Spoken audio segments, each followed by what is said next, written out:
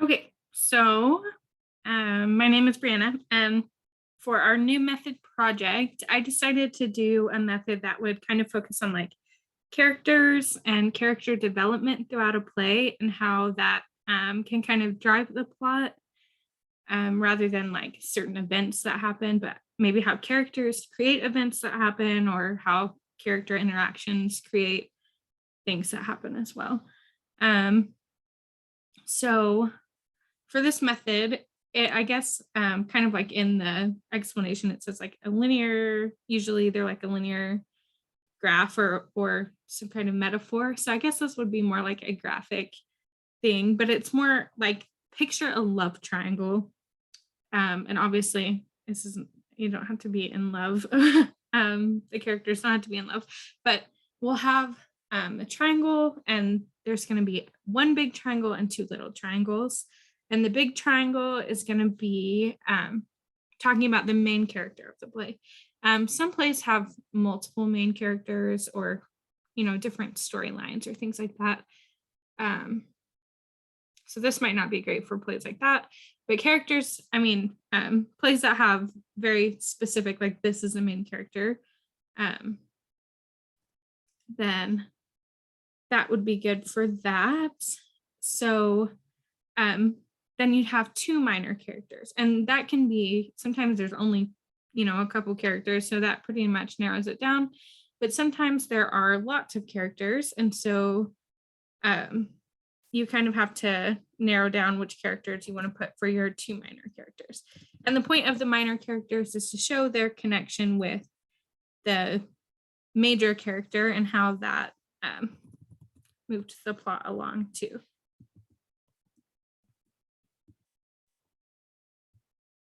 Okay, so I'm going to go ahead and show a graphic of what I'm talking about just so that it kind of makes more sense. So give me 1 second. Let me share my screen.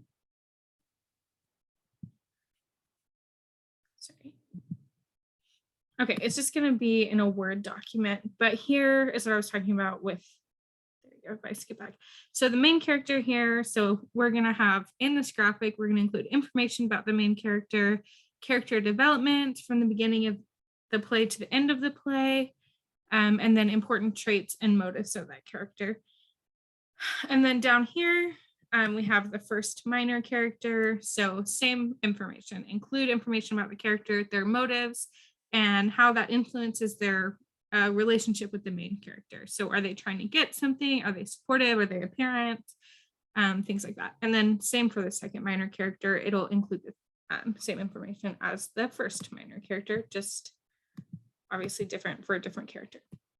And then these arrows here, linking each, show the relationship between the first main character or the first minor character, the main character, and how that relationship can connect to the plot and drive the plot and create some like tension or can create, rising action or the climax or the resolution or something like that.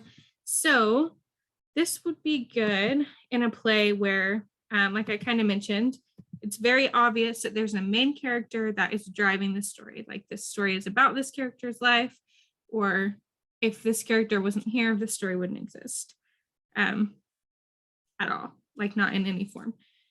So I think a good play for that would be The Curious Incident of the Dog in the Nighttime. I think that's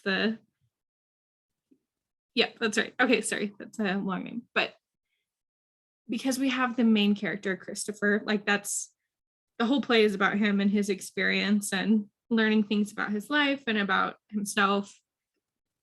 So obviously that's the main character.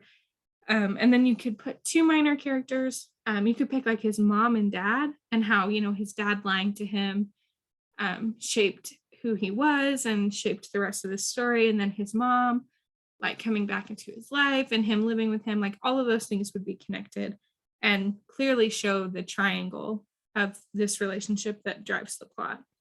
You could also do like his neighbor who told him about his mom, or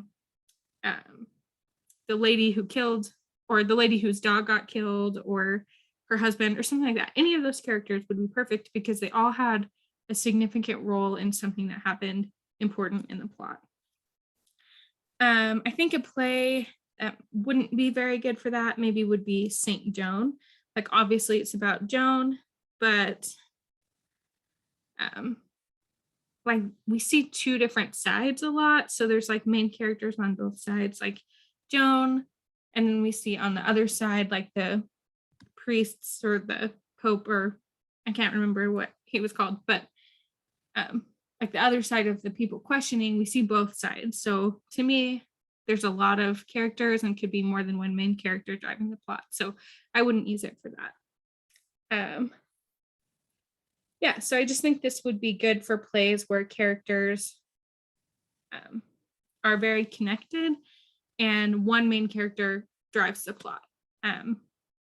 Yeah, so that's my method, and I will also post like a link to the graphic that people could fill out for it.